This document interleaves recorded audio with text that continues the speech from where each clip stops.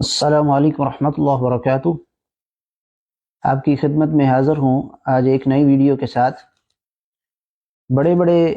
بے حیا گزرے دنیا میں، لیکن عصر حاضر میں انجینئر محمد علی مرزا ایسا شخص ہے جس کی بے حیائی جو ہے وہ پہلے تمام بے حیاؤں کے ریکارڈ توڑ چکی ہے۔ مستدرک للحاکم کی 6121 نمبر روایت بیان کرتے ہوئے مرزا نے جو دجل اور فریب کھیلا ہے عوام الناس کے ساتھ، آج انشاءاللہ اس پر بات کریں گے۔ مستدرک للحاکم 6121 نمبر روایت ہے جس کو بیان کرنے والے قیس بن ابی حازم ہیں۔ مرزا نے اس روایت کو بیان کیا کہ پہلے آپ مرزا کے اس کلپ کو سن لیں،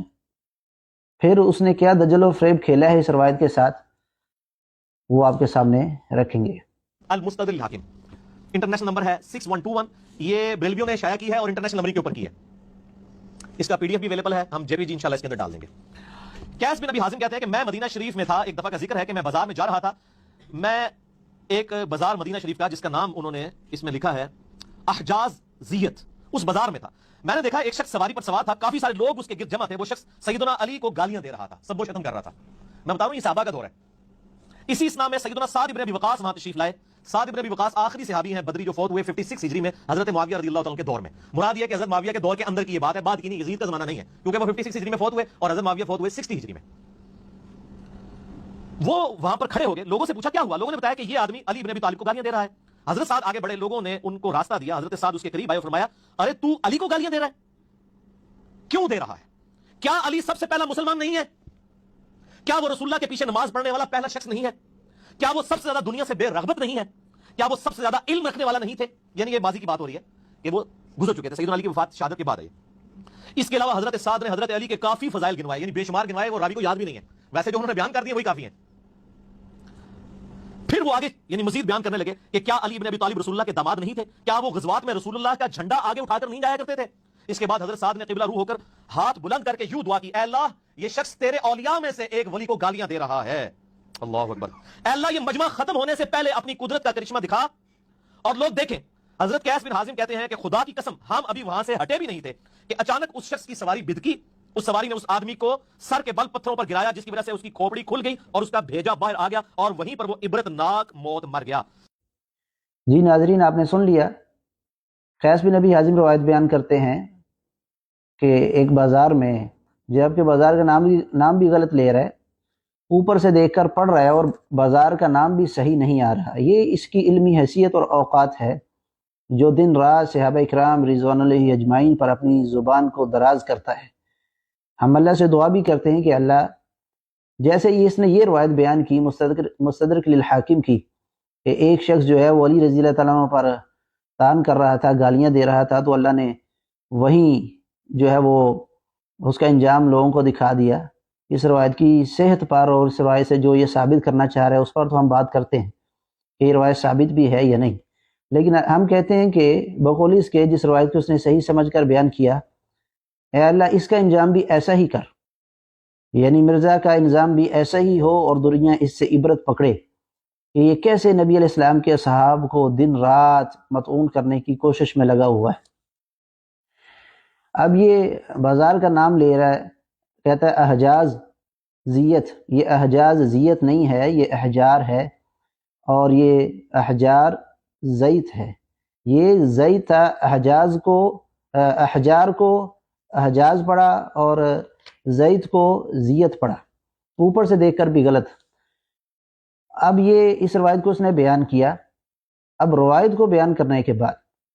جو اس نے نتیجہ نکالا ہے وہ گمراہی پر مبنی ہے، وہ دجل و فریب پر مبنی ہے۔ اہل سنہ جو ہیں ان کے ہاں کتب احادیث میں علی رضی اللہ عنہ کے فضائل پر بہت سی احادیث ہیں۔ اہل سنہ جو ہیں وہ علی رضی اللہ عنہ کے فضائل کے منکر نہیں، اور ہم ہر ایسے شخص کو گمراہ سمجھتے ہیں جو علی بن ابی طالب رضی اللہ عنہ کے فضائل کا منکر ہو، لیکن فضائل وہ جو صحیح حدیث سے، کتاب و سنت سے ثابت ہے۔ اس روایت کو بیان کرنے کے بعد کہتا ہے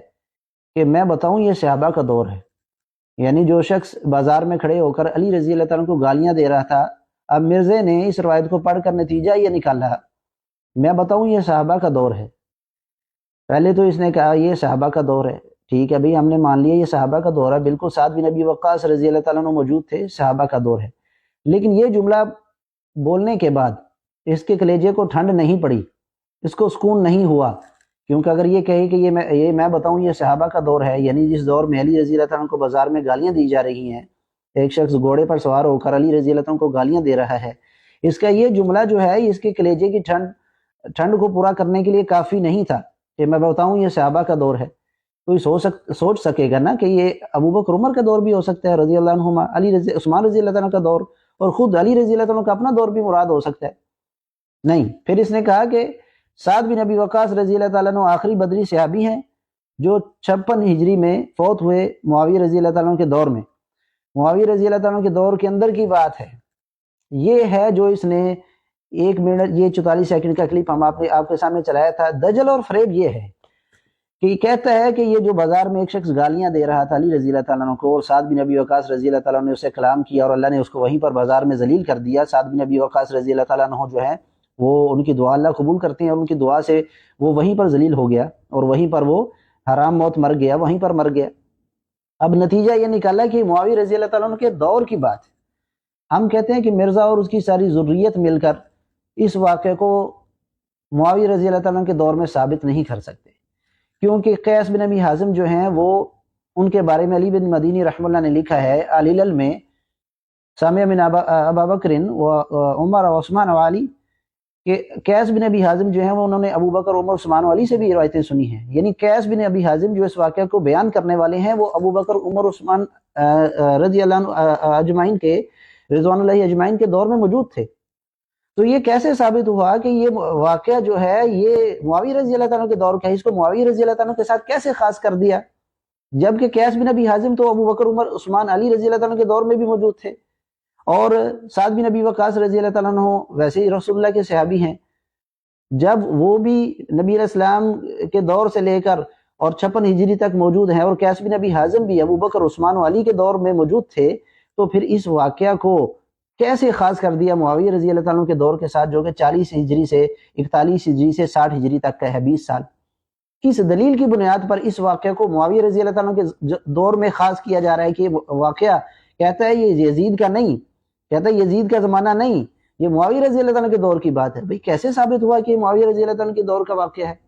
اس پر ہم اس کو چیلنج دیتے ہیں، اور اس کے لنگڑے لولے مقلد جو ہیں اور یہ سارے مل کر یہ دوسرے کالوں سے بھی اس کی مدد لے لیں اور ایران کے عجائب گھروں سے بھی تلاش کر لیں، تو اس سند میں یہ کہیں، اس روایت میں کہیں ثابت نہیں کر سکتے کہ یہ واقعہ جو ہے معاویہ رضی اللہ تعالیٰ کے دور کا ہے۔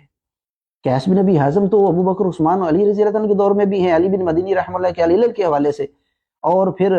سعد بن ابی وقاص بھی پہلے کے ہیں، تو کیسے اس واقعہ کو معاویہ بن ابی سفیان رضی اللہ عنہ کے دور کے ساتھ خاص کر دیا اس خبیث نے؟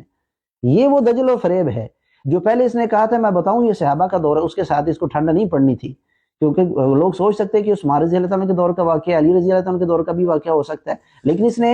بغیر کسی دلیل کے اپنے دل کا خبث اور بغض جو ہے وہ نکالا اور اس کو معاویہ رضی اللہ تعالیٰ کے دور کا واقعہ بتا دیا، جبکہ اس روایت میں کہیں ثابت نہیں ہوتا کہ یہ معاویہ رضی اللہ تعالیٰ کے دور کا واقعہ ہے۔ ایک بات تو یہ ہو گئی۔ دوسری بات یہ ہے کہ کیا یہ روایت سندن مرزے کے نزدیک صحیح ہے؟ مرزے کے اصولوں کے مطابق یہ روایت صحیح ہے؟ ہرگز نہیں، یہ روایت ہرگز مرزے کے اپنے اصولوں کے مطابق بھی صحیح نہیں ہے۔ اس روایت کو بیان کرنے کے بعد جو اس نے کہا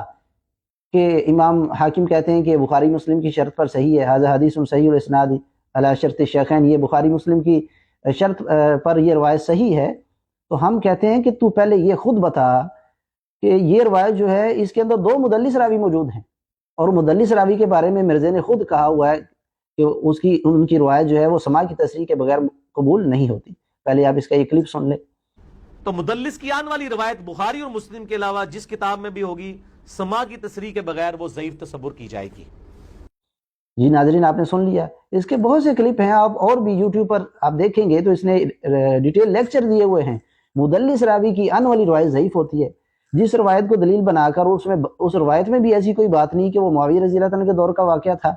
اس روایت کے متن میں بھی دجل اور فریب کیا، اس کے الفاظ کے ساتھ بھی دجل و فریب کیا ہے، اور سند تو ویسے مرزے کے اپنے نزدیک بھی ثابت نہیں تھی۔ اس کے اندر 2 مدلس راوی ہیں، اور سبحان اللہ، سونے پر سہاگا یہ ہے کہ جس سند کے ساتھ مرزا نے اس روایت کو دلیل بنایا ہے مستدرک للحاکم سے 6121۔ اسی سند کے ساتھ اس نے ایک روایت کا انکار کیا ہوا ہے، کیونکہ اس روایت کو قیس بن ابی حازم سے بیان کرنے والے اسماعیل بن ابی خالد ہیں اور ان سے بیان کرنے والے سفیان ہیں۔ اب اسی سند کے ساتھ سفیان بن عیینہ ان اسماعیل بن ابی خالد کی سند سے ان قیس بن ابی حازم، اسی سند کے ساتھ المعجم الکبیر طبرانی میں جب ایک روایت آئی تھی تو بریلویوں کا رد کرتے ہوئے مرزا نے کہا کہ خالد بن ولید رضی اللہ تعالیٰ عنہ کا زہر پینا، بسم اللہ پڑھ کر زہر پینا ثابت نہیں ہے۔ وہی سفیان بن عیینہ اسماعیل بن ابی خالد سے روایت کر رہے ہیں، اور وہی اسماعیل بن ابی خالد اس روایت کو قیس بن ابی حازم سے بیان کر رہے ہیں، اور یہ المعجم الکبیر طبرانی کی 3718 نمبر روایت کو اس نے ضعیف قرار دیا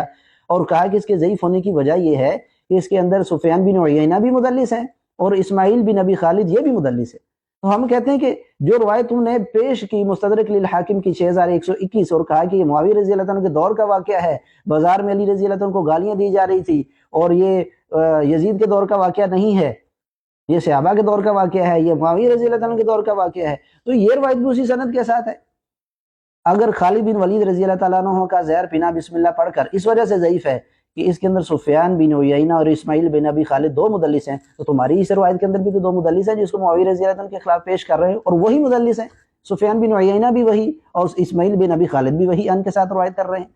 ناظرین آپ سنیے اس کا کلپ کہ یہ کیسے گرگر کی طرح جو ہے وہ رنگ بدلتا ہے، کتنا منافق آدمی ہے۔ اور تیسری جو موجم کی روایت ہے اس کے اندر سفیان بن عیینہ اور اسماعیل مدلس ہیں اور ان سے روایت کر رہے ہیں، اور امام مسلم نے مقدمے میں لکھ دیا صحیح مسلم کے، جو صحیح مسلم کا حصہ ہے، کہ مدلس کی عن والی روایت سما کی تصریح کے بغیر صحیح تصور نہیں کی جائے گی، لہذا یہ ساری کی ساری روایتیں اصول محدثین پہ فارغ ہیں۔ لیکن اب کس نے کو کھول کے کتاب پڑھنی ہے؟ بس جی ناظرین آپ نے سن لیا، وہی سفیان بن عیینہ ان کے ساتھ اسماعیل بن ابی خالد سے جب روایت بیان کریں، اور وہ اسماعیل بن ابی خالد جو ہیں وہ قیس بن ابی حازم سے روایت بیان کریں، تو خالد بن ولید رضی اللہ تعالیٰ عنہ کا واقعہ تو بسم اللہ پڑھ کر زہر پینے کا ثابت نہ ہو، تو اور وہی دونوں مدلس جو ہیں وہ کوئی روایت اور بیان کریں جس کو یہ متن کے اندر بھی دجل و فریب کرے، حالانکہ متن میں ایسی کوئی الفاظ ہے ہی نہیں، ایسی کوئی دلیل ہے ہی نہیں کہ یہ معاویہ رضی اللہ عنہ کے دور کا واقعہ ہے، اس کو متن میں دجل و فریب کرتے ہوئے انہی دو مدلسین کی روایت کو یہ معاویہ رضی اللہ عنہ کے خلاف دلیل بنا لے۔ منافقت کی حد ہے، اس لیے میں نے کہا دنیا میں بڑے بڑے بے حیا بے شرم گزرے ہیں، لیکن اس سے بڑا بے شرم ہے نہیں دنیا میں کوئی بھی۔ عصر اعظم میں اس سے بڑا بے حیا بے شرم اس فیلڈ میں جو دین کے ساتھ کھلواڑ کرے، جو صحابہ کرام رضوان اللہ اجمعین پر تان کرنے کے لیے کسی بھی حد تک جا سکتا ہے، وہی دو مدلسین ان کی روایت وہاں ضعیف اور وہی دو مدلسین ان کی روایت یہاں صحیح۔ اور اگر یہ کہے کہ امام حاکم نے اس روایت کو کہا ہے کہ بخاری مسلم کی شرط پر صحیح ہے، ہم پہلا جواب تو یہ ہے کہ تمہارے نزدیک تو ضعیف ہے نا، اس میں دو مدلس ہیں، اور دوسری پھکی نہیں، پھر اس کو پھکا دیتے ہیں کہ اگر ایسی ہی بات ہے کہ امام حاکم نے کہا کہ بخاری مسلم کی شرط پر صحیح ہے، اور تم امام حاکم کے کہنے کی وجہ سے اپنا اصول توڑ دیتے ہو اور امام حاکم کی بات مان لیتے ہو، تو امام حاکم نے تو اس روایت کو بھی صحیح کہا ہوا ہے، ھذا حدیث صحیح الاسناد، جس میں یہ کہ عرش پر کلمہ لکھا ہوا تھا، یہ مستدرک للحاکم کی 4228 نمبر روایت ہے۔ اس روایت کو بھی امام حاکم نے کہا ھذا حدیث صحیح الاسناد، تو اس کو تم نے ضعیف قرار دیا ہوا ہے۔ ناظرین آپ سن لیں، عرش پر کلمہ لکھا ہوا تھا، معروف روایت ہے، لوگ اور بریلیوں کا رد کرتے ہوئے کہ عرش پر کلمہ لکھا ہوا تھا، آدم علیہ السلام نے محمد صلی اللہ علیہ وسلم کے وسیلے سے دعا کی، عرش پر کلمہ لکھا ہوا تھا، اس روایت کو امام حاکم نے کہا یہ صحیح الاسناد ہے، یہ صحیح سند کے ساتھ ہے، اور یہ میں نے پہلی روایت اپنی کتاب میں درج کی ہے عبد الرحمن بن زید بن اسلم کی سند سے،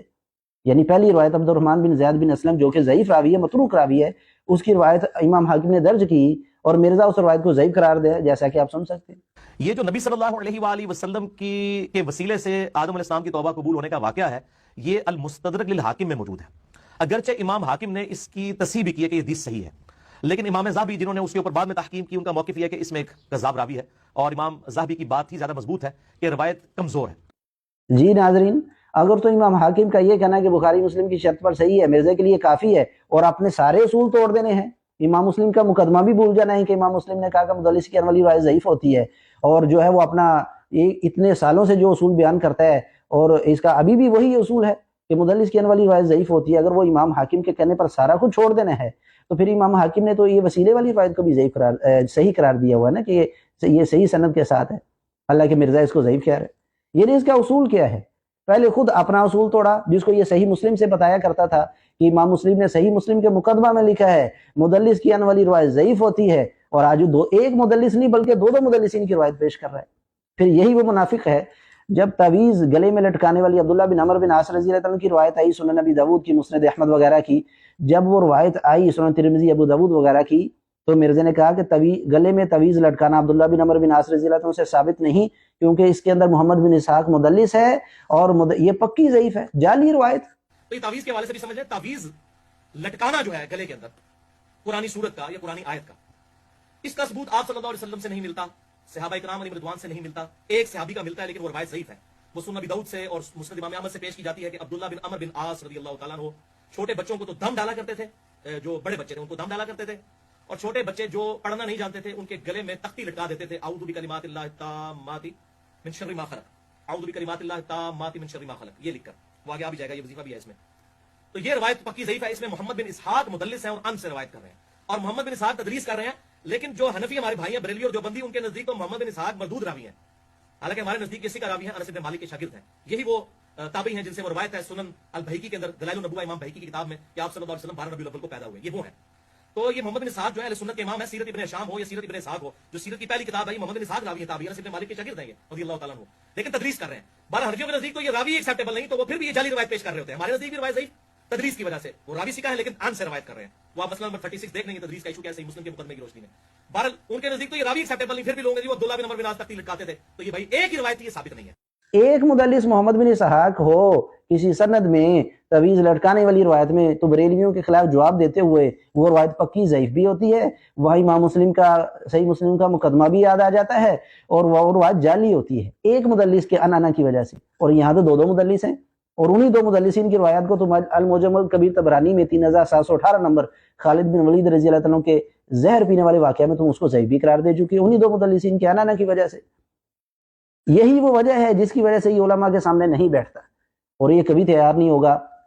کسی مناظر کے ساتھ جس کی یہ فیلڈ ہے، جو ان چیزوں کو جانتا ہے روایت کے صحیح اور ضعیف ہونے کو، یہ کبھی کسی ایسے شخص کے سامنے مناظرے کے لیے نہیں بیٹھے۔ علماء تو علماء ہے اللہ کی توفیق سے، یہ ہم جیسے کسی طالب علم کے ساتھ بھی بیٹھ کر مناظرہ نہیں کر سکتا، اس قدر اس کے تضاد اس کے اقوال کے اندر موجود ہے، اور یہ ایک بات صبح کچھ کرتا ہے، یہ منافق اس بات کو رات کو چینج کر لیتا ہے، رات کو کچھ کہتا ہے صبح چینج کر لیتا ہے۔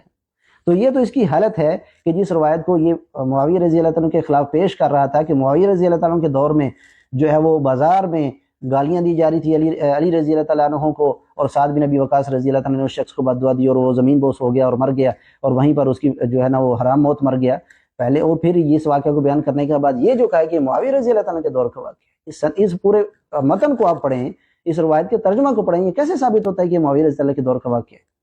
سعد بن ابی وقاص رضی اللہ عنہ اگر 56 ہجری میں معاویہ رضی اللہ عنہ کے دور میں ہی فوت ہوئے تو اس سے کیسے ثابت ہوا کہ معاویہ رضی اللہ کے دور کا واقعہ ہے؟ سعد بن ابی وقاص تو نبی علیہ السلام کے دور سے موجود تھے، اور قیس بن ابی حازم جو بیان کرنے والے اس واقعہ کو اس روایت کے مطابق وہ بھی ابو بکر عمر عثمان علی رضی اللہ عنہ کے دور کے اندر سے پہلے سے موجود تھے، تو یہ کیوں نہیں کہا کہ یہ ابو بکر کے دور کا واقعہ ہے؟ یہ کیوں نہیں کہا کہ یہ جو ہے یعنی عمر رضی اللہ عنہ کے دور کا واقعہ ہے؟ یہ کیوں نہیں کہا کہ عثمان رضی اللہ عنہ کے دور کا واقعہ ہے؟ یہ کیوں نہیں کہا کہ علی رضی اللہ عنہ کے دور کا واقعہ ہے؟ اسی قیس بن ابی حازم سے یہ جنگ جمل کی روایتیں لیتا ہے نا، وہ عشرۃ اللہ کے خلاف جو مرسل روایت بیان کی کتوں کے بھونکنے والی، تو وہ